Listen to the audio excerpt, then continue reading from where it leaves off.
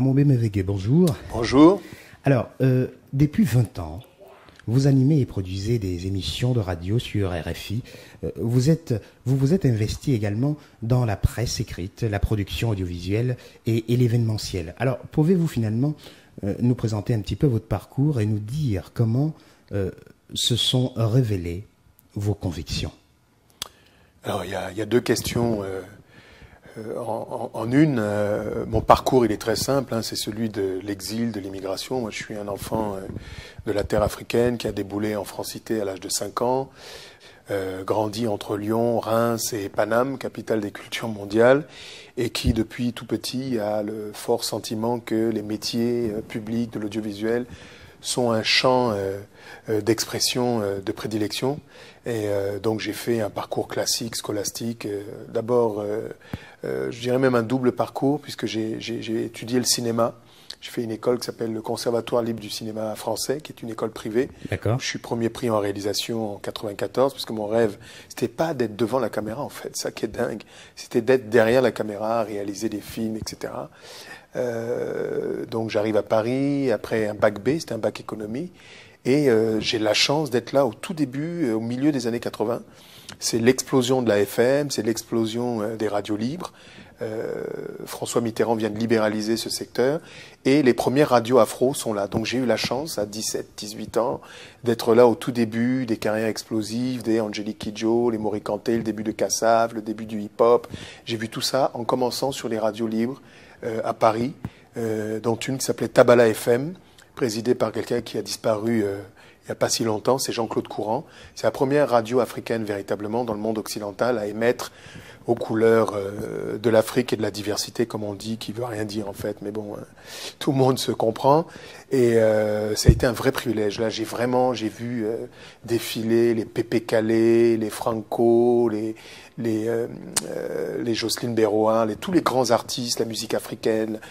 Ça a été vraiment pour moi. Donc, je quittais les cours. En fin d'après-midi, je courais à la radio, c'était une passion, j'étais à Paris, c'était vraiment une période idyllique. Donc, en résumatif, j'ai fait mes armes sur les radios libres et ensuite j'ai été appelé par RFI. C'est Gilles Aubringer, qui est sans doute le Français le plus connu à l'époque, parce qu'il animait Canal Tropical, l'émission la plus mythique de l'histoire de Radio France Internationale, l'ancien poste colonial. Et c'est lui qui m'appelle, qui me dit, écoute, je t'écoute sur la FM, viens un peu montrer ce que tu es capable de faire sur RFI. C'est comme ça que je débarque, donc en 94. Tout de suite, il a décelé du talent, quoi. En tout cas, je pense qu'il a pensé que j'étais en mesure et que j'avais l'étoffe de faire quelque chose de pas trop mal sur les ondes de RFI. Donc je débarque et je suis le premier à arriver sur ce créneau-là. Ensuite sont venus les Claudie, les Alain Foka sur ce créneau. Et parallèlement à ça, j'enchaîne tout de suite en faisant de la télévision. J'ai eu cette chance d'être l'un des rares Africains que la jeunesse africaine a vu pendant 17-20 ans à la télévision grandir, vieillir. Donc j'ai produit et animé des émissions pour CFI, pour TV5, pour MCM Africa, pour RFI, donc France O, France 24 et quelques autres. Voilà. D'accord.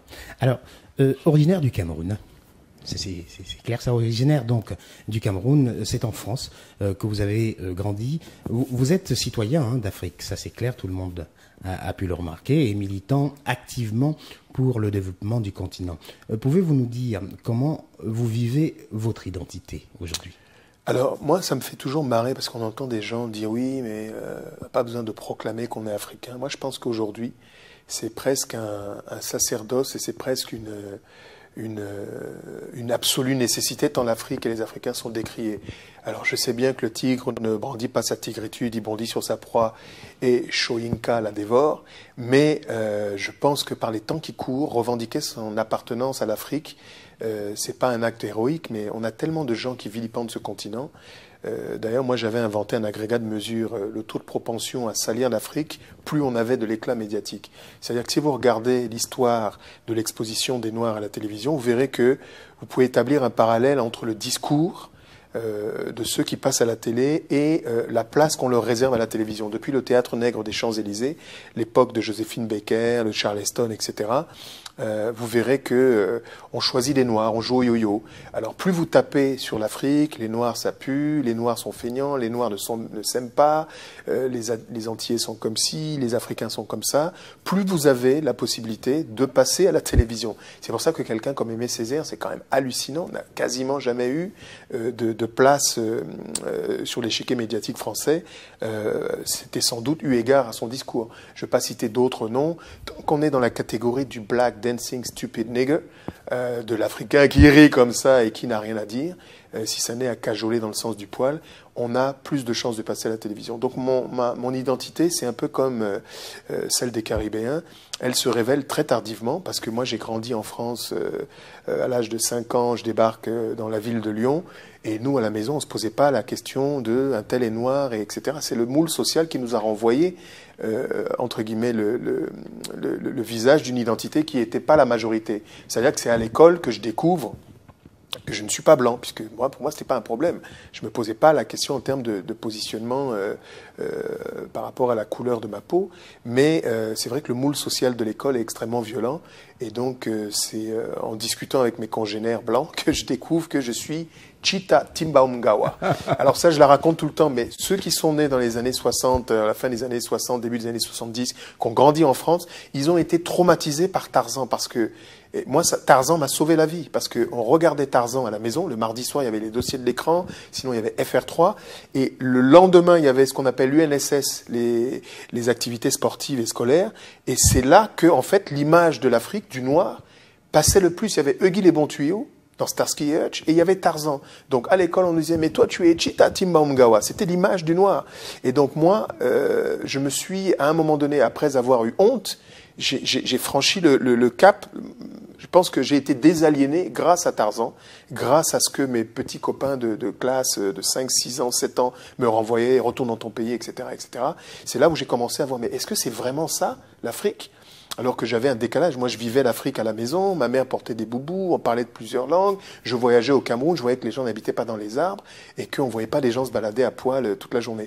Donc, c'est là où j'ai pris conscience identitaire de qui j'étais, ou en tout cas de ma différence et de mon altérité. D'accord. Alors, et dans ce contexte, comment définissez-vous alors le concept d'africanité ? Alors, il y a plusieurs définitions. Moi, je pense que c'est d'abord le sentiment d'appartenance à une terre. Il y a des Africains de toute confession, de toute origine culturalo-sociale et ethnique. Je pense que l'africanité, c'est la manière d'exprimer peut-être un socle commun que des gens comme Cheikh Anta Diop ont déjà décrit. Je pense que la linguistique, la manière d'appréhender la cosmogonie, les rites, les traditions, la diversité dans le langage, une certaine manière de concevoir la vie en collectivité citoyenne, la famille, c'est ça l'africanité. Le continent africain a des spécificités. D'ailleurs, c'est tellement édifiant que vous avez certains Africains déportés qui ont réussi, par exemple au Brésil, à préserver certaines traditions qui avaient elles-mêmes disparu du continent. Donc ça veut bien dire que l'Asie, et c'est très bien qu'il y ait de la diversité à l'échelle mondiale, que l'Asie a produit des hommes différents, qu'il y a des rites, des cultures différentes, que le Moyen-Orient a ses rites, ses traditions, que l'Occident, le Moyen-Âge, faut pas oublier que jusqu'à l'an 1000, l'Europe croulait sous la barbarie, découvre la civilisation avec la Renaissance, etc.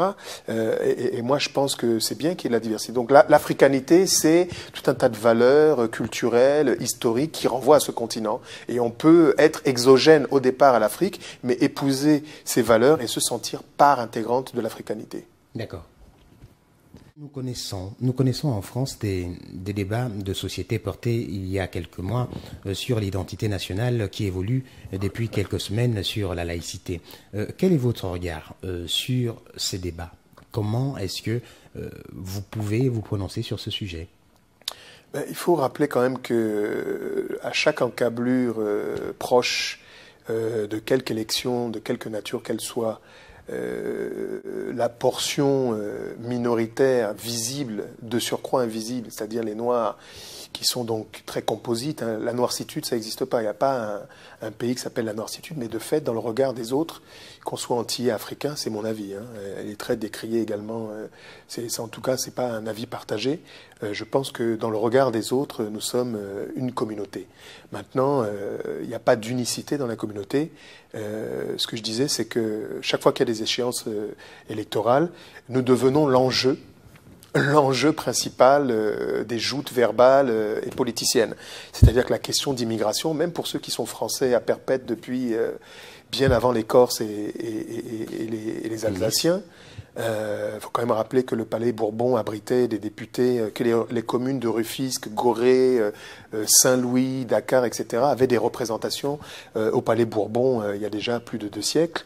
On sera toujours montré du doigt comme étant les responsables de un certain nombre de mots qui empêchent la France d'être ce qu'elle aurait toujours dû être, c'est-à-dire une superpuissance. Donc moi, je ne suis pas étonné, je suis plutôt étonné de l'étonnement des gens. On a quand même, depuis quelques années, un glissement à droite de la droite, revendiqué comme tel, avec des gens qui ont clamé avoir décomplexé la droite. C'est pas moi qui le dis, hein, c'est dans le verbiage même de ceux qui en sont l'incarnation. Je pense que l'étonnement est plutôt, moi, de mon côté, lorsque je vois les gens s'étonner. On est vraiment, depuis plusieurs années, sur un discours, sur une rhétorique, sur une dialectique qui place l'homme noir, l'homme arabe, bref, le minoritaire exogène à la souche française, encore que ça se discute, puisque la France libre, je ne vais pas refaire des cours d'histoire, mais c'est Brazzaville. Le général de Gaulle en rappelle suffisamment peu et condamné à mort. Et c'est grâce à l'Empire que la France se libère. Hein. L'appel de Londres, il trouve résonance d'abord à Dakar et ensuite, premier discours d'homme d'État à Douala. Et ensuite, la résistance s'organise depuis Brazzaville. Mais bon, ça, tout le monde l'a oublié. Aujourd'hui, on parle de renvoyer les immigrés par bateau. C'est pas moi qui l'ai dit, c'est une porte-parole de l'UMP récemment, pour ne pas la citer. Donc moi, je ne suis pas étonné. Et en même temps, j'ai de l'espoir parce que j'ai appris avec le fil du temps à être nuancé dans mes propos. Les fossoyeurs ne sont pas toujours dans le camp de ceux à qui on pense. Et qu'il y a du bon dans tous les systèmes et du mauvais dans tous les systèmes. Donc il y a des gens d'une qualité extraordinaire. La France, c'est un fabuleux pays. C'est un pays dans lequel j'ai grandi. C'est le pays que je connais le mieux au monde. Quand j'entends la voix de Pierre Tcherna, qui était la voix de la séquence du Spectateur à la télévision, c'est comme mon grand-père. J'écoutais Barbara, Brel, Brassens, mais j'avais aussi la musique haïtienne, j'avais Manu Dibango, Fela Nicolas Pokuti, Bob Marley. C'est ça mon bagage. Mais il se trouve que la France est un pays conservateur envers les femmes, envers les minorités, et c'est bien dommage. Alors, dans ce cas, qu'est-ce que cela veut dire pour vous, africanité dans la République française? C'est-à-dire que en quoi est-ce possible et source de richesse l'africanité dans le paysage républicain? Moi, sincèrement, je me pose plus la question. Je pense que il faut sortir de l'aliénation qui consiste à déterminer son existence par rapport au regard des autres. Moi, je suis quelqu'un qui vit en collectivité citoyenne depuis de nombreuses années, qui a eu la chance d'avoir grandi dans un environnement, on va dire, privilégié. J'ai, je pense, une amplitude sociétale à nul autre pareil. Moi, la France de l'underground, la France d'en bas, comme disait un ancien ministre, et celle de l'élite, je la connais, je la côtoie. Je me pose plus ces questions-là. Je pense qu'il y a eu un glissement et que malheureusement on est dans une situation où les tensions sont de plus en plus nourries par le discours politique. On a des gens qui sont là pour diviser et moi j'essaie plutôt de me positionner comme un vecteur de cohésion sociale et républicain. J'essaye de faire en sorte qu'il y ait des passerelles entre les gens et être plutôt dans l'action que dans la contemplation. Donc vraiment, je me pose pas la question. Moi, j'ai fait le choix d'un certain nombre de valeurs que m'ont inculqué les miens. Alors certains pensent que c'est folklorique de porter des boubous, mais je porte aussi un jean en dessous. Je suis un parfait métis culturel, mais je pense que c'est important aussi la manière dont on se présente, d'afficher une certaine appartenance à la culture. Vous savez pourquoi j'ai radicalement décidé de porter quasiment des boubous? Non, dites-nous pourquoi. Parce que, pour plusieurs raisons. Parce que, je ne citerai pas le nom, mais sur une très grande chaîne de télé où je recevais David Bowie et quelques autres, un patron de chaîne est venu me voir en me disant « Oui, mais vous ne pouvez pas essayer de mettre autre chose que des boubous ?» J'ai dit « Vous savez quoi? Votre émission, vous la gardez.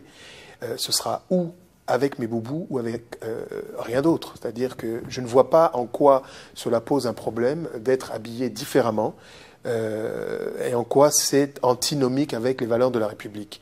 Ça, c'était le premier motif. Et un jour, je me trouvais à Dakar et on entendait toujours dans ces questions d'identité nationale, c'était il y a déjà 10 ans, hein, parce que ça n'a pas commencé il y a 5 ans. Hein, il y a déjà eu des mouvements, une lame de fond qui a émergé déjà au début des années 2000.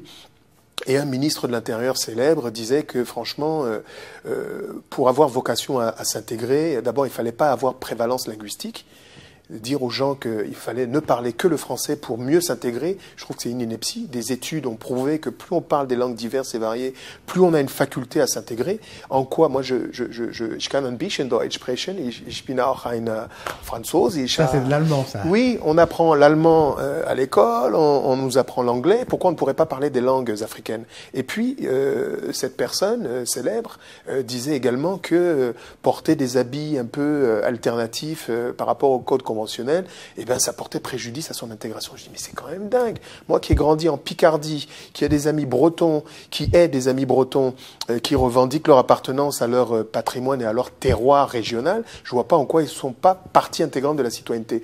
Et c'est toutes ces vexations permanentes, successives, qui m'ont poussé à dire, mais attendez, moi je suis l'incarnation de la diversité française, et je pense que porter un boubou avec un jean made in coton du Burkina Faso, je vois pas en quoi c'est anti-républicain. Donc c'est pas de la provocation, c'est juste que Thomas Sankara, dans un discours célèbre, était très fier de parler devant une assemblée présidentielle œcuménique de ses étoffes, les étoffes burkinabés pour lesquelles il déployait le discours selon lequel tout était produit au Burkina Faso, le coton était burkinabé, etc. Donc je pense que la manière dont on s'habille, c'est aussi un moyen de montrer qu'on appartient à une identité particulière et qu'on soutient les industries, parce que derrière, il y a le textile et puis il y a des valeurs de civilisation. Effectivement, il y a tout un business. Mais alors, donc, j'ai bien compris ce que vous êtes en train de dire, mais je voudrais qu'on s'attarde un petit peu sur une question.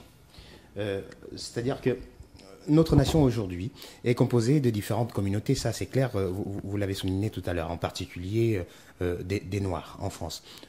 Quelle place, et très franchement, permettez-moi d'insister là-dessus, quelle place pensez-vous que la société française accorde-t-elle aux Noirs aujourd'hui en France ? Mais je vous assure, c'est pas une fuite en avant. Hein. Je me pose plus la question en ces termes. Les minorités africaines ou même caribéennes ou du Maghreb occupent les strates les plus inférieures de la société, classe ouvrière majoritairement, ont des boulots qui sont extrêmement astreignants, etc.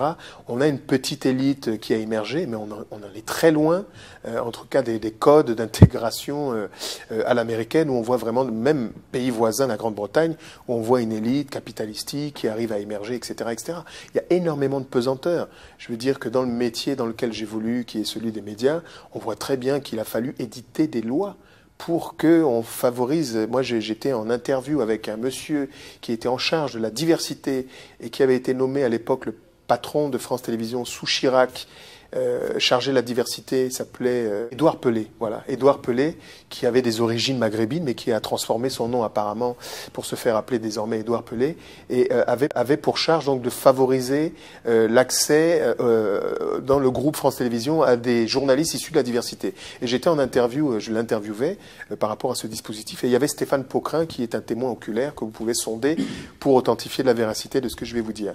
Et donc je lui pose la question, je lui dis, mais monsieur Édouard Pelé, y a-t-il véritablement une volonté de voir davantage de Noirs et d'Arabes à la télévision? Il me répond de go, mais évidemment, nous avons pour mission de favoriser l'accès au plus grand nombre de Noirs et d'Arabes à la télévision dans le public des émissions. Je vous jure que c'est la vérité. Pour lui, il fallait qu'il y ait davantage de Noirs et d'Arabes dans le public des émissions. Et il ne pensait pas être insultant et blessant lorsqu'il s'exprimait comme ça. C'est tout juste, il ne m'a pas dit que lorsqu'un journaliste, alors que les plus grandes écoles, celles de Lille, le CFJ, le CFPJ et celle de l'école du Louvre, les plus grandes écoles de France, ont des Africains, des Antillais, des gens d'origine maghrébine qui sortent là et qui sont parfois les plus brillants. Pour lui, c'est des stages de pré-professionnalisation qu'il entend proposer aux gens. Il n'imagine pas qu'un Noir ou un Arabe soit capable de formuler 2 questions. Ça, c'est l'ancienne patronne du divertissement de TF1, Pascal Brognaud, qui disait à la fin des années 90, si vous me présentez un noir capable de présenter une émission, j'en fais une star sur TF1. On a essayé de la joindre, elle n'a jamais répondu à nos questions. Donc, il y a vraiment ce problème-là, mais je pense qu'il faut le dépasser. Il faut être dans l'action. Tout le monde n'a pas l'étoffe d'un super-héros pour monter des groupes de presse, etc., etc. Mais je pense qu'il faut être dans l'initiative. On est obligé d'être un petit peu plus actif là, notamment dans le monde de l'entreprise, dans le monde associatif, et il faut, encore une fois, ne plus se poser ces questions. On est dans un pays de démocratie où il y a quand même des possibilités de faire des choses. Je pense qu'il y a encore énormément de travail dans la construction d'un univers collectif commun avec une terre où effectivement l'identité partagée serait apaisée. Il y a encore du chemin. C'est pour ça que je me pose plus la question. Je suis très peu optimiste quant à la volonté des politiques de faire évoluer les choses. Alors, et je pense que c'est vraiment les associations et le monde de l'entreprise qui pourront faire évoluer les choses. D'accord. Est-ce que vous faites alors, quelle différence faites-vous entre communauté et communautarisme? Mais moi, si je veux dire que c'est une lexicologie qui a été inventée pour noyer le poisson. Vous avez des gens qui, depuis toujours, parlent. Mes parents, tous ceux qui sont nés avant 1960, ne demandaient même pas la nationalité française. Ils demandaient la réintégration à l'Empire. C'est-à-dire qu'il n'y avait pas besoin, avant 1974, lorsque Giscard établit la carte de séjour, tous ceux qui venaient des pays anciennes colonies françaises n'avaient même pas besoin de demander la nationalité. Ils l'avaient de surcroît. Et vraiment, on a vu le discours évoluer dans les années 80-90. On parlait de communautarisme dès lors qu'un Noir voulait revendiquer des choses par rapport à la discrimination dont il pouvait être l'objet. On est quand même dans un pays où M. Bébéard et d'autres collectifs inventent un système où pour trouver des jobs, du taf, il faut faire des CV anonymes. On est en France, patrie présumée des humanités, siècle des Lumières et tutti quanti, et on en est encore là. Donc vraiment, le communautarisme, c'est une escroquerie intellectuelle. Je veux dire que les communautés existent partout. Hein, il y a les communautés à tous les échelons. Je veux dire que même le corporatisme existe. Et dès lors qu'il s'est agi à la fois des Noirs, des musulmans, des Arabes, entre autres, on a tout de suite inventé un mot qui s'appelle le communautarisme. Le sentiment naturel d'appartenance, il existe partout. Il y a des radios pour les Italiens, des radios pour les Portugais, il y a la communauté juive qui est là, et je trouve que c'est très bien. Pourquoi inventer le mot communautariste? D'ailleurs, ce n'est pas le seul mot. Il y a toute une lexicologie qui nous est apposée. Les Noirs sont les seuls qui tabassent les femmes, donc on fait monter certaines associations telles que Ni Pute Ni Soumise pour faire passer le message en filigrane selon lequel seul l'homme noir ou arabe tabasse les femmes. Il faut quand même savoir que moi j'ai la chance d'avoir interviewé le patron de la Croix-Rouge française, c'était il y a quelques années, et qui me spécifiait que tous les 2 jours, il y a quand même une femme qui meurt en France, victime des sévices conjugales. Et la majorité sont des CSP+, blanches, de souche, et il faut arrêter de stigmatiser systématiquement les minorités, les Africains, les Antillais, les Arabes et tout y compte. Donc vraiment, c'est de la manipulation intellectuelle, discrimination positive. Qui invente ces mots à la con? Ça n'a aucun sens. Affirmative action aux États-Unis, discrimination positive. Donc il y a tout un tas de lexicologie. Les mots portent eux-mêmes les gènes discriminants de ce qui affecte au quotidien des populations majoritairement silencieuses et qui ne revendiquent qu'une chose, c'est d'évoluer normalement, tout simplement. Vos nombreux voyages, rencontres et interviews vous ont guidé sur le chemin d'un projet du développement au profit de la jeunesse africaine. Cela rejoint-il le panafricanisme finalement? Oui, le panafricanisme, chacun le voit un peu comme il l'entend. Moi, j'aime bien rappeler quand même que le panafricanisme n'est pas né en Afrique, que c'est la Caraïbe qui a enfanté ce courant de pensée, parce qu'il faut sortir de l'Afrique pour avoir conscience d'appartenir à ce continent. Hein, les Georges Padmore, les Marcus Mosiah Garvey, tous ces gens-là de Trinidad, de Jamaïque, etc., sont eux qui ensuite, avec le reggae de Bob Marley, la pensée Rasta, qui renvoie à Zion, à Haïlé Sélassié, à cette résistance depuis la conférence de Berlin qui découpe l'Afrique, où on voit vraiment jusqu'à Accra avec Kwame Nkrumah, le panafricanisme est vraiment né hors d'Afrique. Et donc je pense que le panafricanisme, c'est une pensée qui était en avance sur son temps, que malheureusement, le temps du politique n'étant pas celui de la société civile africaine, on prend beaucoup trop de temps selon moi, alors qu'on était en avance. Bien avant la construction de l'Union européenne, il y avait des gens qui déjà, dès 1963, avec la construction de l'OUA, avaient pensé en grands ensembles, intégrer le Nord, le Sud, l'Est, l'Ouest, etc. Tout ça a été déjà écrit par des aînés. Je recite encore chez Anta Diop. Mais la panafricanité, ça a du sens. Et la construction d'un gouvernement unitaire pour toute l'Afrique, c'est pas une utopie, puisque les autres continents sont en train d'y aller petit à petit. Donc je pense qu'il est important que les politiques prennent leurs responsabilités. En même temps, je voudrais pas tomber dans le piège dans lequel la majorité des médias tombent pour stigmatiser l'Afrique et parler du continent africain comme s'il s'était agi d'un seul pays.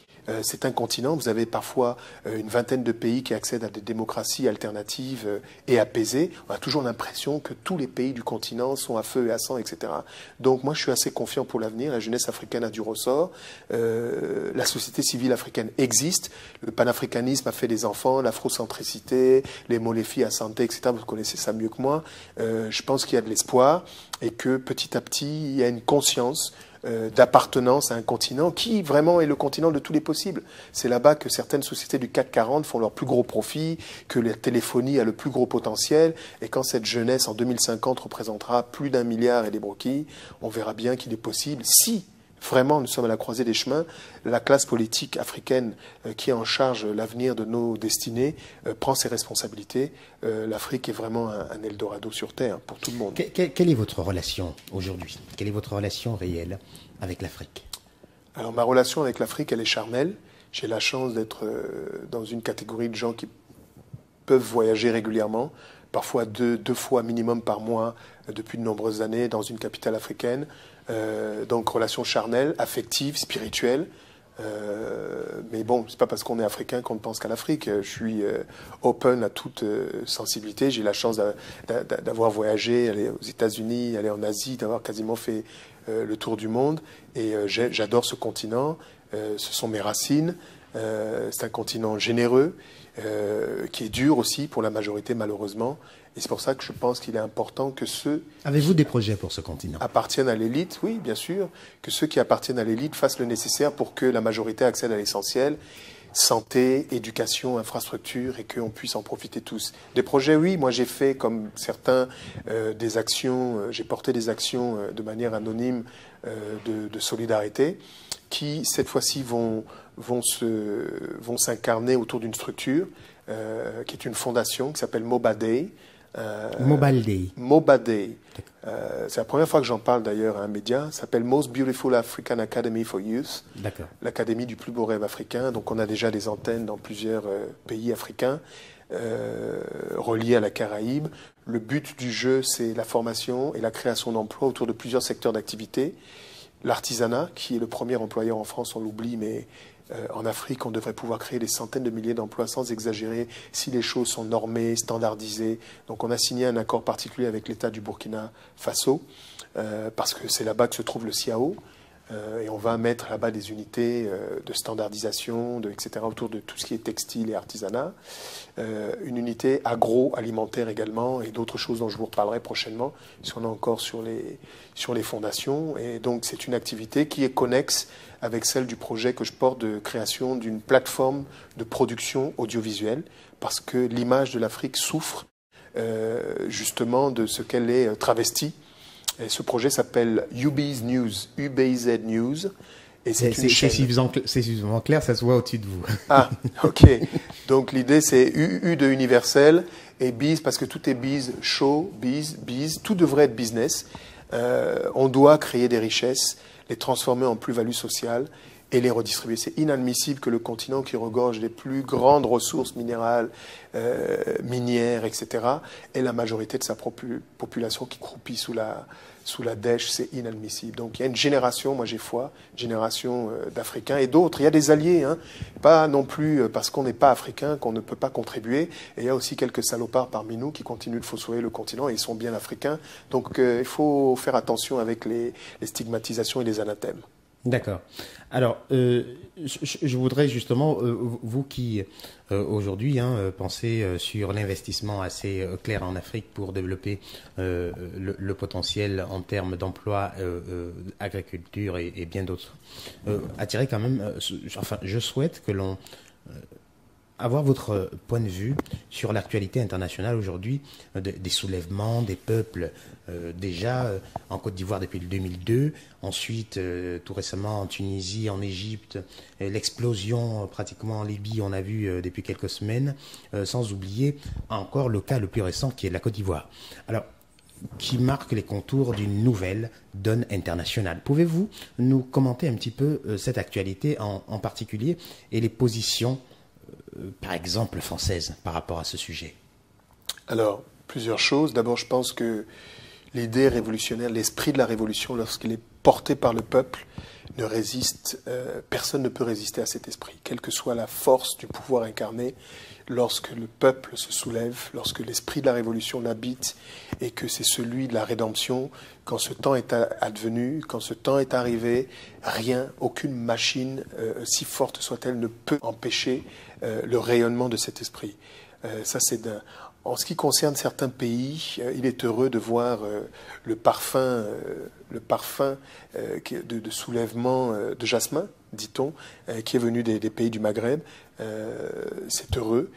En même temps, il y a toujours cette difficulté d'appréhender un certain nombre de choses parce que nous sommes dans un village planétaire. Il y a tellement d'implications, d'intérêts, de conflits d'intérêts, de compromis, de compromissions entre les uns et les autres que c'est difficile parfois de bien décrypter les choses. Ce que je dirais quand même, c'est qu'en ce qui concerne la Côte d'Ivoire, qui est un pays qui est vraiment un pays extraordinaire, je condamne unanimement l'échec de toute la classe politique, mais toute, quels que soient les bords, du résultat qui advient à des degrés divers et variés. Mon avis est que on n'aurait jamais dû en arriver là. Il faut remonter à la source et au patriarche, au Houphouët-Boigny, pour voir comment les choses sont nées, qui a insufflé cette fameuse rhétorique sur l'ivoirité, etc.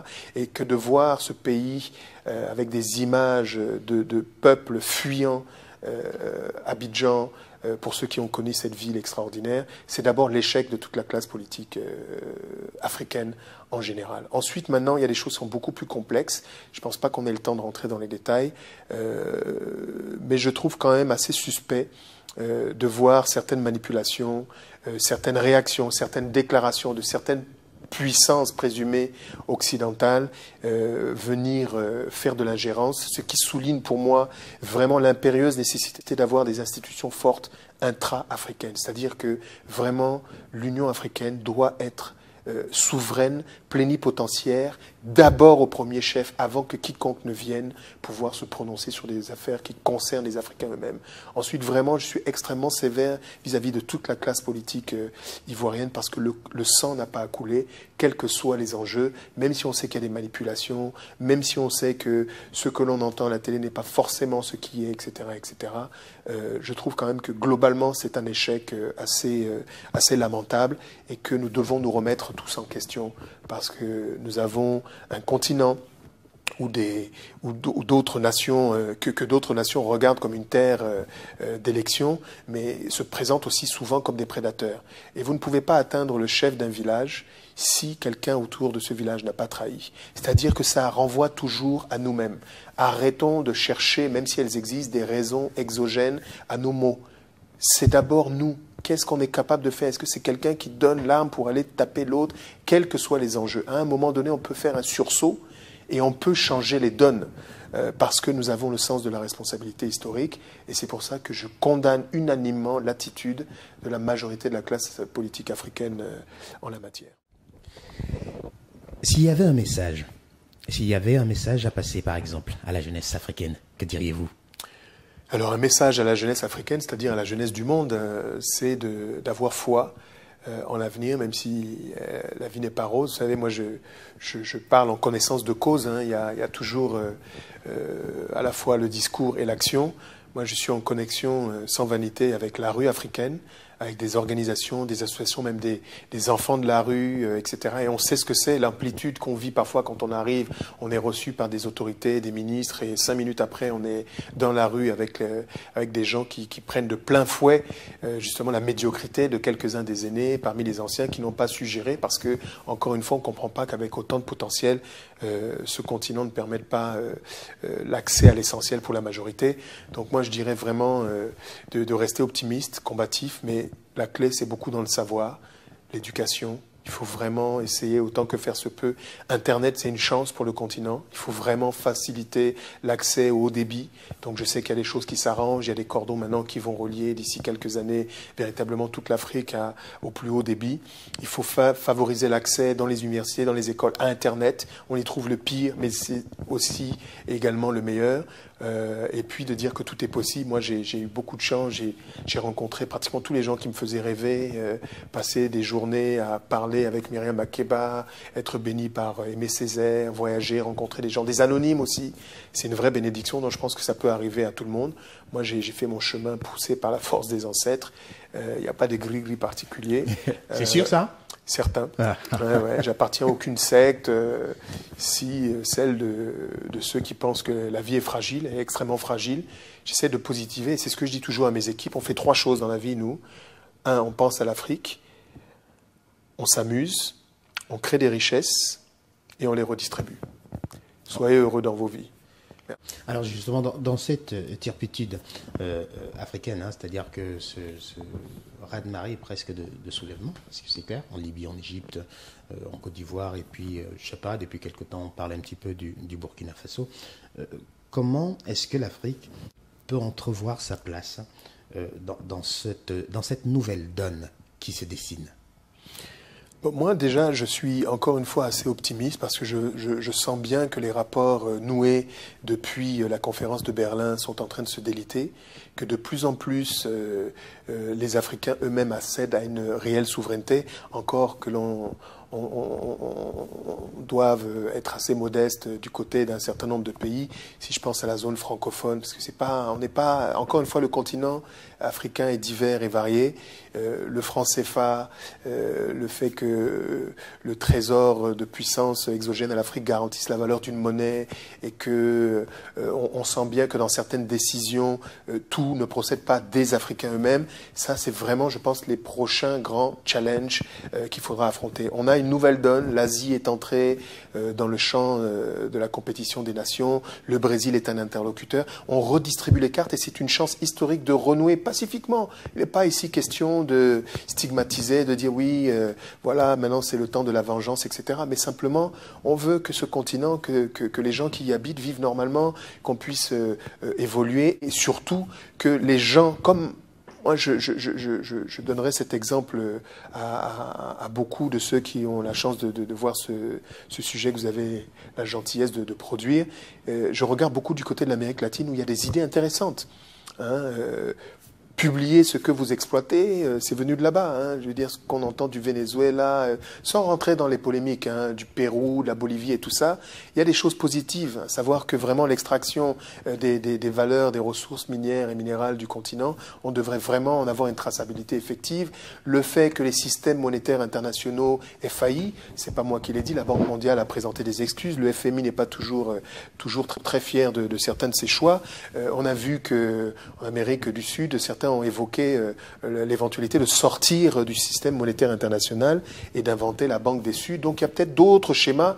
On doit lutter contre les accords de partenariat économique. Donc il y a aussi les accords de partenariat économique sont ces accords qui veulent changer la donne par rapport aux tarifs douaniers, lever le ciel africain et le jeter en pâture de la compétition. C'est inadmissible. On manque vraiment d'institutions fortes. C'est-à-dire qu'il faut vraiment que les États africains, à travers l'Union africaine, à travers les institutions régionales, se dopent davantage avec des institutions fortes et des voix fortes qui parlent pour préserver les intérêts des populations africaines. C'est ça qui est choquant, c'est d'entendre si peu la voix des responsables, de surcroît devenus irresponsables, parler au nom de leur peuple pour représenter et défendre leurs intérêts. Ça, c'est vraiment les prochains challenges. Donc moi, je suis néanmoins assez optimiste quand j'entends certains hommes, certaines femmes, notamment qui procèdent de la société civile, parler. Je suis assez optimiste pour l'avenir. Et les artistes.